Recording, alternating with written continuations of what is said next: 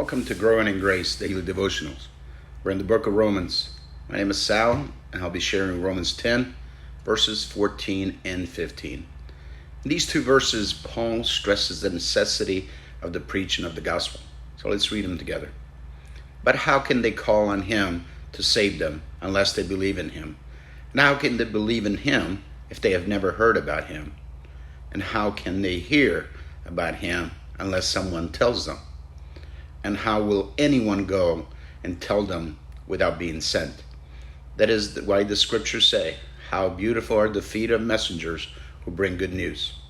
Paul's main point in this series of rhetorical questions is that a clear presentation of the gospel message must precede true saving faith. True faith always has content, the revered word of God. When someone comes to hear and believe the facts of the gospel, hearing requires a preacher, and preaching requires being sent. The one who's sent is God. Salvation comes from God.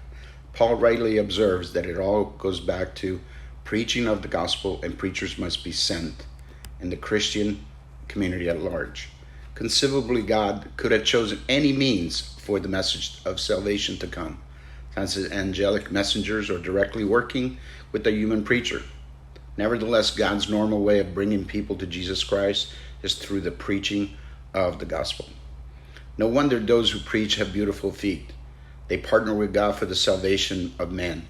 The feet speak of activity, motion, and progress. And those who are active and moving in the work of preaching the gospel have beautiful feet. How beautiful are the feet comes from Isaiah 52:7. How beautiful on the mountains are the feet of the messenger who brings good news. The good news of peace is salvation. The news that the God of Israel reigns. So obviously the salvation Isaiah prophesied about could not be salvation through works or the law.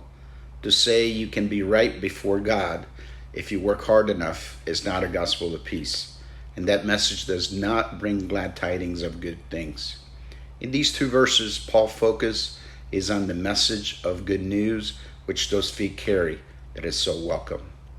So, have you reinforced the callus on your feet, or are you appreciating the comfortable slippers you wear? Are you ready to be sent out, or do you avoid raising your hand when the pastor says, "Whom shall I send?" Where do you find yourself in this critical salvation chain? Take a hard look and have a blessed day.